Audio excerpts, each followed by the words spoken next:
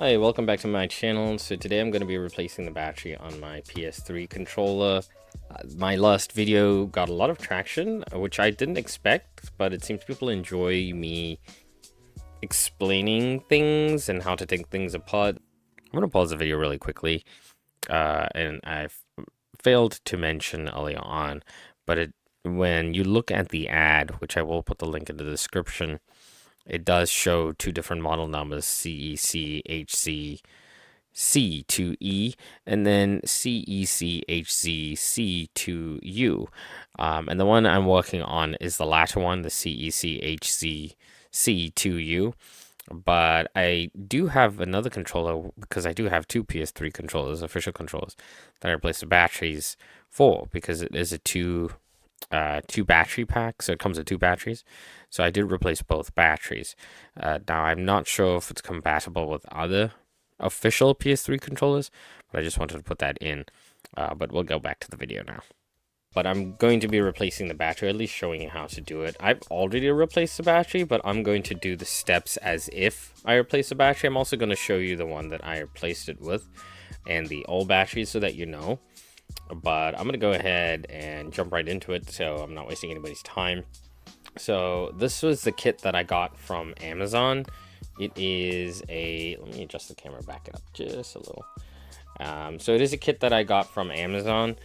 And it comes with a lot of tools, I should say, that I actually think are pretty awesome. So let me just move this a little bit in the view here.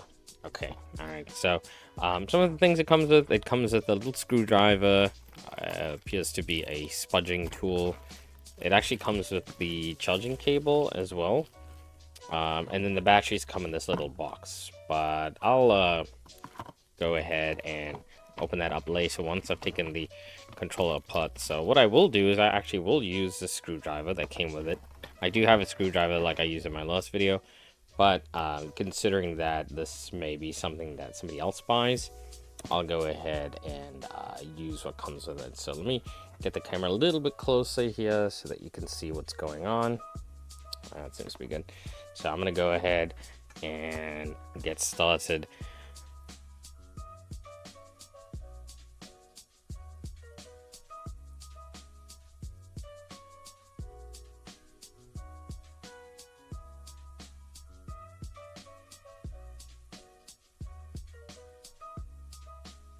Okay, so that's all the screws undone.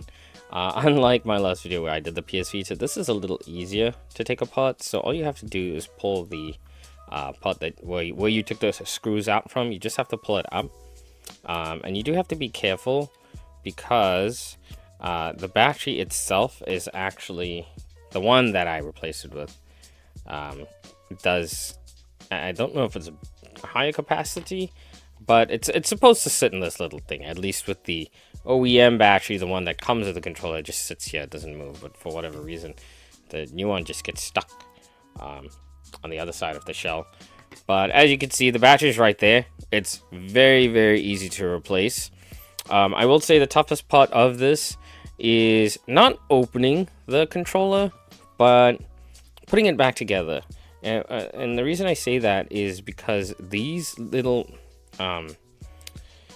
trigger buttons, you have to slide the controller in a very, very specific way, and I want to try and capture it on the video, but we'll take a look at that later when I actually get into it. The battery itself is really easy to take out. So if you look over here, I'll get this into view. If you look over here, the battery is connected with this. Camera can get it into focus. The battery is connected with this, so you'll just have to disconnect that.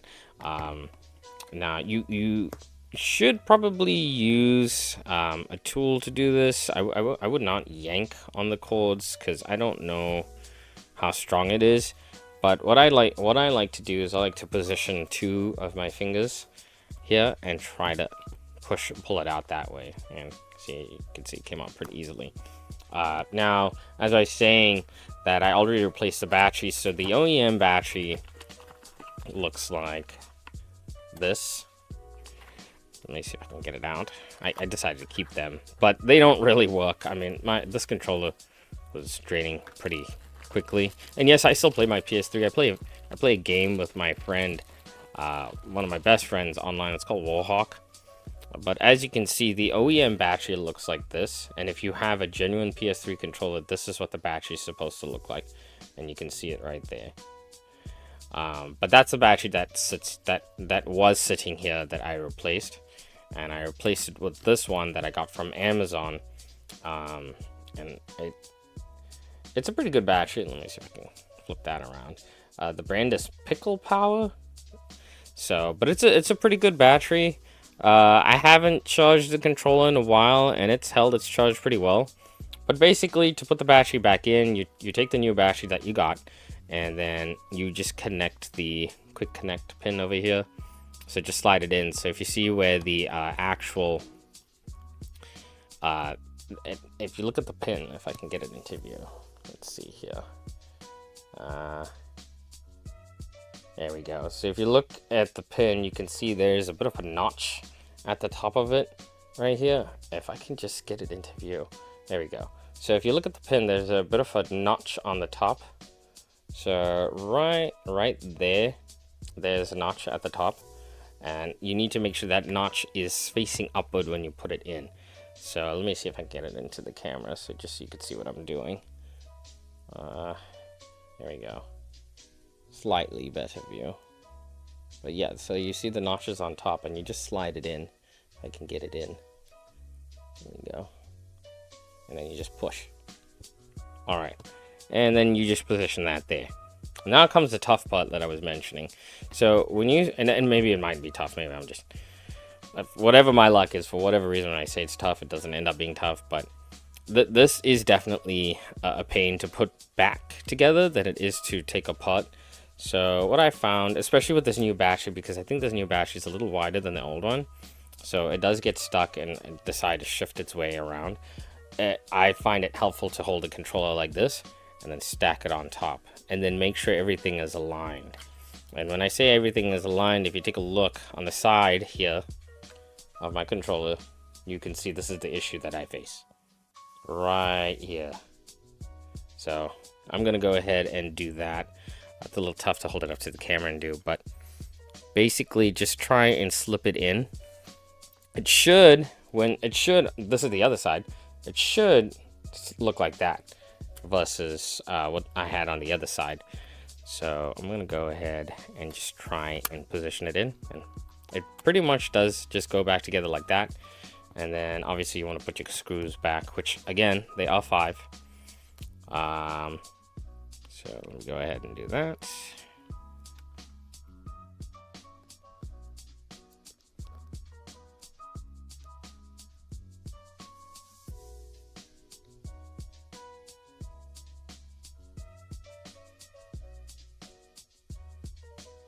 So that was pretty painless. I will say that the biggest hurdle you're going to encounter is going to be on the controller, and that's going to be this little area. So if you can see there's a little line here, that's because that is not one piece.